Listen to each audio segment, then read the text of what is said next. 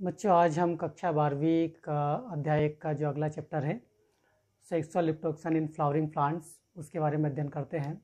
आपको मालूम होगा कि जो फ्लावरिंग प्लांट्स है उसका जो सेक्सुअल रिप्रोडक्टिव पार्ट जो होता है वो फ्लावर होता है, पुष्प होता है। और पुष्प एक मॉर्फोलॉजिकली देखा जाए तो वह एक मॉडिफाइड सूट है जिस पर नोड्स और इंटरनोड्स पाए जाते हैं, जिस पर फ्लोरल लीव्स जो होगी वो व्यवस्थित क्रम में अरेंज होती है। तो जो फ्लावर होता है वो इसका सेक्सुअल ऑर्गन होता है। तो हम फ्लावर के कौन कौन से भाग है जो सेक्सुअल रिप्रोडक्शन में मदद करते हैं उसके बारे में हम बात करें तो जो फ्लावर होता है, तो पार्ट ऑफ फ्लावर हम बात करें यहाँ पर, पार्ट ऑफ फ्लावर। तो फ्लावर के हम भागों को दो भागों के अंदर जो पार्ट्स होते हैं उनके दो भागों में हम उनका अध्ययन कर सकते हैं। एक होता है आवश्यक भाग। कौन सा? आवश्यक भाग। और दूसरा होता है सहायक भाग। हम ये जो इसके भागों का अध्ययन कर रहे हैं वो सेक्सुअल रिप्रोडक्शन के संदर्भ में कर रहे हैं। तो आवश्यक भाग और सहायक भाग हम इसको बताएं कि ये आवश्यक जो होगा उसको हम बोलते हैं इसेंशियल पार्ट, और जो सहायक होता है उसको हम नेसेसरी पार्ट कहते हैं। ठीक है, दो भाग के अंदर हम इसका अध्ययन करें तो आवश्यक भाग मतलब वो भाग आएंगे जिसमें सेक्सुअल रिप्रोडक्शन के लिए इनका होना आवश्यक है। तो सेक्सुअल रिप्रोडक्शन जो होता है उसमें हमको मालूम है कि गेमिट का निर्माण होना आवश्यक है और गेमिट का फ्यूजन होना आवश्यक है। तो ये जो पार्ट है आवश्यक भाग वो गेमिट के निर्माण से संबंधित है और यहाँ पर गेमिट का फ्यूजन भी होता है। ठीक है, तो हमको ये मालूम है कि जो सेक्सुअल रिप्रोडक्शन के तहत गेमिट फॉर्मेशन होना आवश्यक होता है और साथ में गेमिट का फ्यूजन होना भी आवश्यक होता है। तो गेमिट का जो फॉर्मेशन है इसमें हम देखते हैं कि मेल गेमिट होता है और दूसरा फीमेल गेमिट, मेल गेमिट और फीमेल गेमिट। तो आवश्यक भाग में हम देखेंगे जिस भाग के द्वारा मेल गेमिट का निर्माण किया जाए वो भाग आवश्यक के अंतर्गत आएगा और वो भाग जो फीमेल गेमिट का निर्माण करे उसको भी हम आवश्यक भाग के अंतर्गत रखेंगे। तो पुष्प में जो मेल गेमिट का फॉर्मेशन जिसके द्वारा किया जाता है, जिस भाग के अंदर नर युग्मक का निर्माण होता है उसे एंड्रोसियम कहा जाता है। उसे क्या कहते हैं हम? एंड्रोसियम कहते हैं, जिसमें मेल गेमिट का निर्माण होता है, नर युग्मक का निर्माण यहाँ पर होता है। दूसरा जो है जिसमें फीमेल गेमिट का निर्माण होगा उस भाग को गाइनोसियम कहा जाता है। क्या कहते हैं उसको? गाइनोसियम। तो गाइनोसियम में फीमेल गेमिट का निर्माण होगा और एंड्रोसियम में मेल गेमिट का निर्माण होगा। तो ये भाग कहलाते हैं इसके आवश्यक भाग। ये डायरेक्ट रूप से सेक्सुअल रिप्रोडक्शन में पार्टिसिपेट करते हैं। सहायक भाग जो होंगे या एक्सेसरी पार्ट्स जो होंगे वो डायरेक्ट रूप से सेक्सुअल रिप्रोडक्शन में पार्टिसिपेट नहीं करते हैं, वो इनडायरेक्टली रूप से उसमें हेल्प करने का काम करते हैं। तो इसके अंतर्गत जो आता है वो कैलिक्स और कोरोला, ये दो चक्र आते हैं, कैलिक्स और कोरोला। हम देखते हैं कि कैलिक्स कहाँ पाया जाता है पुष्पों में, कोरोला कहाँ पाया जाता है और इनके काम क्या है। तो हम एक पहले डायग्राम बनाते हैं पुष्प का और उसके माध्यम से समझते हैं पूरे इसके पार्ट्स के बारे में। तो हम बनाते हैं डायग्राम फ्लावर का, एक प्रारूपिक पुष्प का डायग्राम यहाँ हम ड्रा करते हैं। तो हम इसका मिड टू आउटर चले तो हम इसका एक बाइफरकेट स्ट्रक्चर बनाया और इसको एक ट्यूब लाइक स्ट्रक्चर लेके आए हैं, एक नलिका का रचना बनाई जो नीचे की ओर फूली हुई आकृति इसकी है। ठीक है, और साथ ही जो आकृति है वो एक दूसरी फूली हुई संरचना है जिस पर स्थापित है और नीचे की ओर ये एक वृंत के द्वारा जुड़ी हुई है। ठीक है, इसके साथ में हम इसमें एक ब्लैक कलर से ड्रा करें।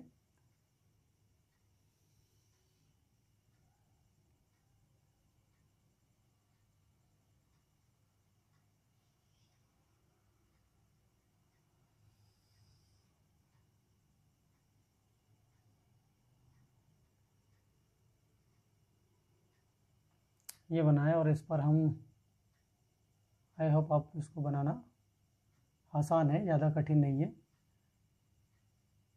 एग्ज़ाम में कभी कभी पुष्प का डायग्राम पूछ लिया जाता है कि एक प्रारूपिक पुष्प का चित्र बनाइए, तो इस प्रकार से आप इसको ड्रा कर सकते हो। इसके साथ साथ में हम इसमें कुछ ग्रीन लीव्स लाइक स्ट्रक्चर बना रहे हैं, और साथ ही हम यहाँ पर इसमें एक हम और बना दें नीचे की, है ना। तो इसके बाद हम इसमें एक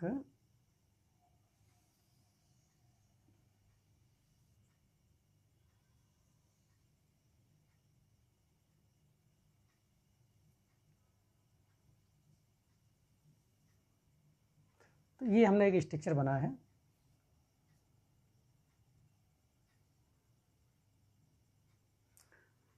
और इसके साथ साथ में हम इसका जो मिड पोर्शन है इसको हम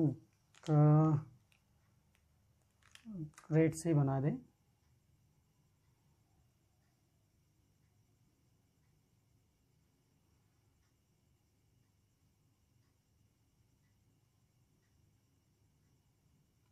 ये हमने इसका एक प्रारूपिक पुष्प का चित्र बना दिया है।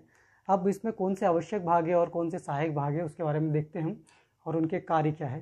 तो हम सबसे पहले नीचे से चलें तो नीचे आपको एक डंठल जैसा स्ट्रक्चर दिखाई दे रहा है, इसको फ्लावर स्टॉक कहा जाता है।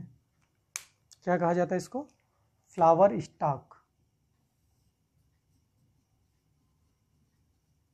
फ्लावर स्टॉक कहा जाता है, जिसकी मदद से यह जो प्लांट की ब्रांच से पुष्प जुड़ा हुआ होता है, इसको पेडिकल, जस्ट हम स्पेलिंग देख लें इसकी, गलत नहीं हो जाए, पेडिकल भी इसको कहते हैं। तो फ्लावर स्टॉक।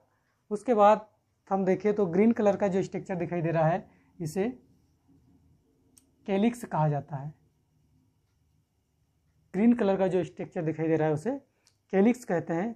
साथ ही आपने देखा होगा कि जो फ्लावर स्टॉक है या पेडिसिल है, उसके ऊपर की ओर जो फुला हुआ स्ट्रक्चर है, जिस पर सभी के सभी स्ट्रक्चर हमको लगे हुए दिखाई दे रहे हैं, उसी पर अरेंज है, इसे कहा जाता है, हम इसको यहाँ लें, इसको बोला जाता है पुष्पासन या थैलेमस या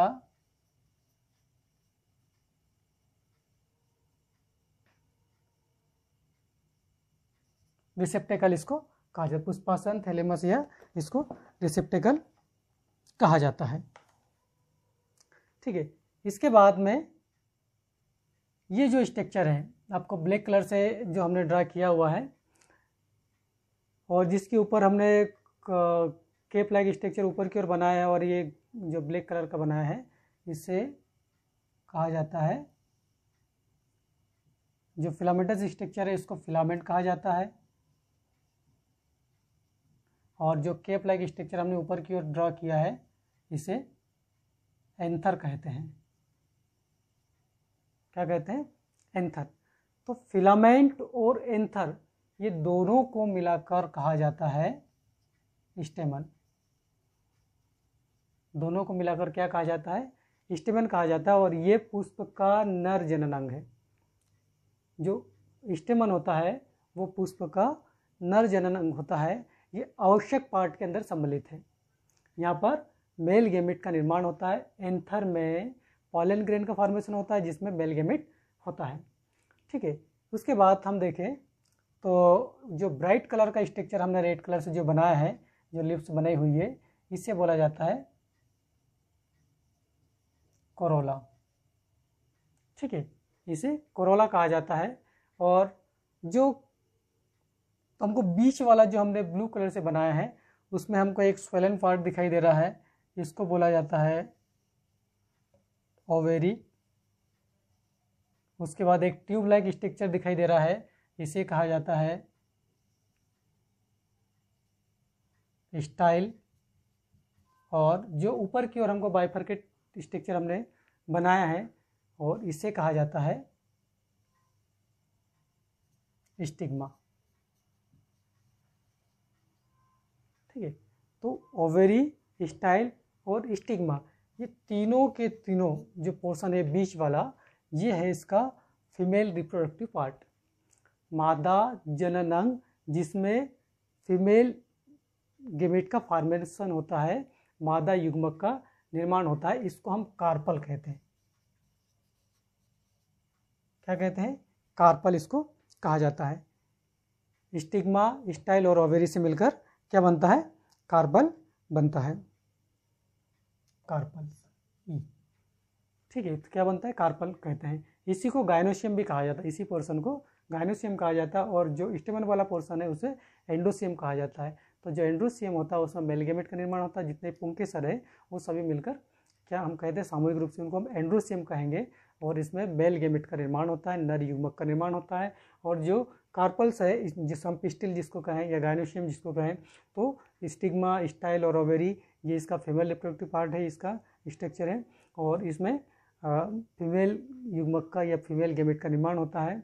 और साथ में हमने जो बनाया यहाँ पर कैलिक्स और करोला, ये दोनों सहायक अंग, सहायक पार्ट होते हैं पुष्प के। किस संदर्भ में सहायक होते हैं? ये लैंगिक जनन के संदर्भ में। कैलिक्स जो होता है, हमने ग्रीन कलर का यहाँ पर स्ट्रक्चर बनाया है। कैलिक्स को कैसा बनाया है? ग्रीन कलर का स्ट्रक्चर बनाया है। तो ये फोटोसिंथेसिस की जो प्रोसेस है, प्रक्रिया है, उसको करता है। और साथ ही साथ कली अवस्था में ये फ्लावर की बड की रक्षा करने का काम करता है, कली की रक्षा करता है। तो इस प्रकार से प्रोटेक्शन प्रोवाइड करता है बड अवस्था के अंदर। साथ ही ये वाला जो हमने करोला वाला पोर्शन बनाया है, ये ब्राइट कलर का होता है, चटकीला रंग का होता है, रंगीन कलर का होता है। तो जो इंसेक्ट्स होंगे, कीड़े होंगे, वो इसकी ओर आकर्षित होते हैं। तो ये पॉलिनेशन में या परागण में मदद करते हैं वो कीट। तो इस प्रकार से कीटों को आकर्षित करता है। तो ये जो रिप्रोडक्शन की प्रोसेस है उसमें जो मेल गेमेट है उसको ट्रांसफ़र करने में मदद करता है। पॉलिनेशन या परागण की प्रक्रिया में मेल गेमेट को फीमेल जो गायनोशियम है उसकी स्टिग्मा तक पहुंचाने की जो प्रोसेस होती है वो इस कीड़े मकोड़े के द्वारा, अदर जो भी पॉलिटिक एजेंट्स होते हैं उनके द्वारा की जाती है। तो ये जो कोरोला होता है वो कीटों को अपनी ओर आकर्षित करता है, जो पॉलिनेशन में मदद करते हैं। तो जो कैलिक्स है, कैलिक्स जो होंगे, या हम जिसको बाह्यदल बोलते हैं, आपने पुष्प में ध्यान दिया होगा, तो जो उसका जो फ्लावर स्टॉक होता है उसके ऊपर हरी पत्तियां लगी होती है पुष्प के नीचे की ओर। ठीक है, तो एक चक्र के रूप में व्यवस्थित होती है। तो पूरा के पूरे को हम क्या कहते हैं?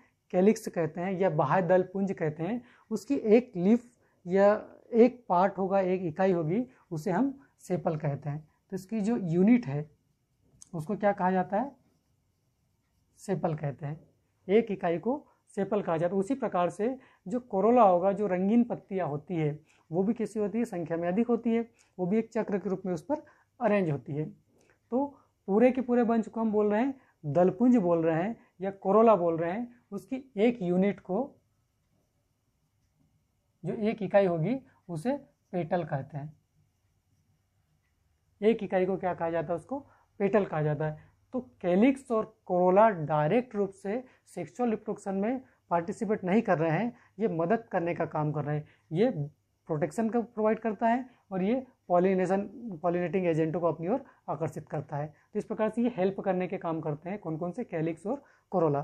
तो हम इसको एसेसरी पार्ट्स के अंदर काउंट करते हैं, उसको अध्ययन हम एसेसरी पार्ट्स में करते हैं। और जो स्टेमन होगा, जो एंडोशियम वाला पोर्शन होगा, उसमें मेल गेमेट का निर्माण होता है। और जो गायनोशियम वाला है, कार्पल है, उसके अंदर किसका निर्माण होता है? फीमेल गेमेट का निर्माण होता है। तो जो एंडोशियम और गायनोशियम जो होगा वो इसके आवश्यक भागों के अंतर्गत आते हैं। और ये नीचे की ओर हमने एक बताया, ये है ब्रैक्ट्स होती है।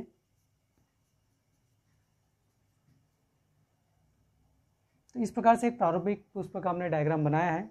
और जो बीच में आपको दिखाई दे रहा है, इसको हम